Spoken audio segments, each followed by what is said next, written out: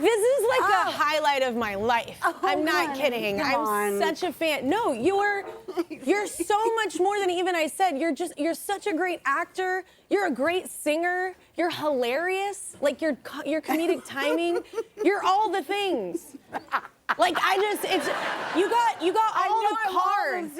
You're hot as hell. There's just all the cards. You got all the cards. I feel like we've had your entire family here, but maybe not Wyatt. I don't think we've had Wyatt here, but your whole family is so talented. We've had you're a final one. I know, it's so crazy, Other than right? Wyatt, yeah. It is crazy. I have to admit, you know, you have your children, you raise your children, you see what they can do, you see what they want to do. Wyatt never wanted to be an actor. He's good. Wyatt wanted to be a hockey player, which is why we moved up to Vancouver, because he needed his dream and we were going to support it. Yeah. But then he played and he ding and whatever. But he said an interesting thing. He got, I'm not going to say kicked off a team. I could go into a whole thing because I'm a hockey mom and I'm going to say that was all politics. Yeah. On the other hand, he came back and he said, Mom, what am I? He was young. He was about 17, 18. He said, what am I going to be? I don't, if I'm not a hockey player. And I thought, oh my God, first of all, you are not your work. You will never be your work. That will never be part of your life. You happen to play an amazing guitar. You happen to have gone to USC. You made 4 great, basically documentaries, amazing. Yeah. You actually sing really well. You write lyrics. You're learning the piano, and you happen to play hockey. Yeah. It's a lesson, isn't it? Which is how we identify with what it is that we do. It's scary though, because you meet a lot of people. I've actually had this conversation with friends, and I'm like, please don't ever let me be like that, because I've gone to dinner with people, and it's like their entire identity is what they do, especially if you're in the spotlight. And I'm like, oh, it's a fickle industry. You know what I'm saying? Like, you never create your life, and that can be a part of it, but don't put all your eggs in that basket. Yeah. It is really the smart way to live in any way. Because it's sad to watch people feel like they don't matter. Unless it was like Celine Dion in her documentary she put out recently. She said, I love her fans, because she was saying, like, you know, I'm this tree and I have all these apples and I give them to the fans, and I'm so excited to give them to the fans. And she was like, what am I if I don't have that, if I don't have my voice? And her fans said something so cool, and it was like, we don't come for the apples, we come for the tree. Oh, like, you know, and it was so beautiful, right? It's so great. I didn't say it. But it is such a lesson. Like, even for someone, there's people that are so famous that you love, and they're like, but sometimes they'll put all the weight in something that's like, oh, you don't understand. That's not exactly it. Exactly. Yeah. Exactly. And it's sort of like, okay, so living your life for who you are and how you grow as a human. Yeah. And not the perception of, which we love all of you, by the way, like so much, you can't believe it. But what we need to know is we matter to our children. We matter to our objectives, to be happy. We literally look at trying to continue to refine ourselves as humans, right? I think that's our big job. So back to the kids. Yeah. The children were amazing. All of them were great kids, but we raised them. Kate was always going to be something. There was no doubt about it. She's 3 years old, and she said, okay, let's take a picture. And she's on her bicycle, and she goes, hi! And I went, all right, I know where she's going. Yeah. And we'd have parties at 3 years old and 4 years old. She'd just ask them if they wanted a glass of wine. I knew who I had, okay? Yeah. Wyatt wanted to be a hockey player. Oliver literally was just a hockey player. He was champion, a karate guy. He was one of the funniest people I know. And literally he started working at early. Oh, he's so funny. Yeah. He could walk across this room right now and make me laugh. He just got that thing, right? Yeah. In the meantime, so he started early making TV shows and whatever, and series. So all of a sudden, and I'm thinking, now Wyatt comes along and he wants to be a hockey player, which is fine, because it actually individuates himself from this family. Uh-oh. He turns out to be, I don't know if any of you have seen Broke. Yeah. It's on Netflix. I saw it, I had no idea. I cried my eyes out. He is such a brilliant actor. Yeah. Where did that come from? And I felt the same way about Katie. Yeah. I've seen her work. She's amazing. No, it's almost unfair, though. Your family stole all the gifts. Like, it's like, it's like nothing for anyone else. It's like, yeah. No, he's great too, and that's a cool thing because he and Kurt got to do Monarch. Yeah. Yeah, they got to work together. That's so crazy. We are back with Goldie Hawn. Her new kids book is called The After School Kindness Crew, Pooch on the Loose. You can find it wherever books are sold. Did you enjoy writing fiction? Did you enjoy doing Actually, I this? didn't write it. You didn't? Well, I say I didn't write it. I collaborated on it. Oh, yeah. And, but, you know, I'm not, you know, my nails are too long. It's just, I mean. I cannot be bothered. But on the other hand, Lynn Oliver wrote the book as we talked about it. Okay. She's amazing, by the way.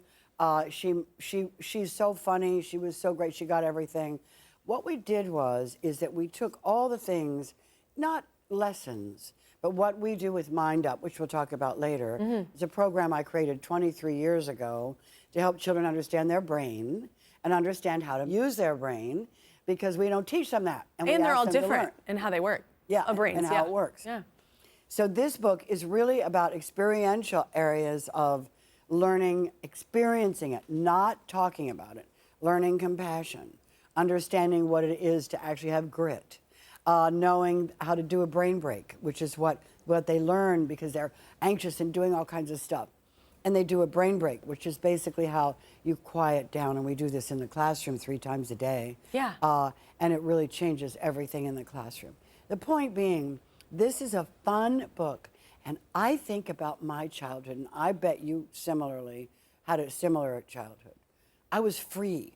I lived on a dead-end street. Yeah, be home by the time the sun goes down. Exactly. Yeah. I had my best friend, Jean Lynn, and we were going to get married. I mean, we loved each other so much that I would put a crinoline on my head, and then we'd walk down my dead-end street and sing dun dun dun dun.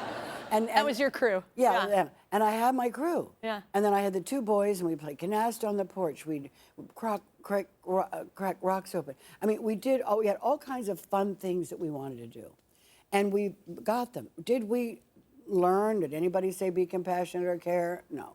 Our experience is what gave us grit. Our world gave us more joy. Our connection to our kids that we were talking to every day. There were no tablets, no nothing. Yeah. This book is about kids like that, meaning they have a real life, and they're in school, they've got a bully they have to deal with, they have a lot of things that are going on in this book. It's about a dog that they want to buy and get and save. But you meet everybody in the family. It's so wholesome, and it's what I call somatic. It's not, what do you call it? It's not teaching anything, except the brain break. It's not like preaching the lesson or anything. It's not preaching. You're just getting that inadvertently. Exactly. Yeah. So what we've done is we printed out the brain break so that kids knew how to do it, but they also have to read it when they're reading the book. So they read what to do for the brain break. You mentioned MindUp. So you started MindUp how long ago? 23 years ago. 23 years ago. Why did you start that? Why was this important to you? I saw symptoms with children that I wanted them to feel happier. We had just after 9/11, I felt the world had changed forever, and I think it did. And I was concerned about children's minds.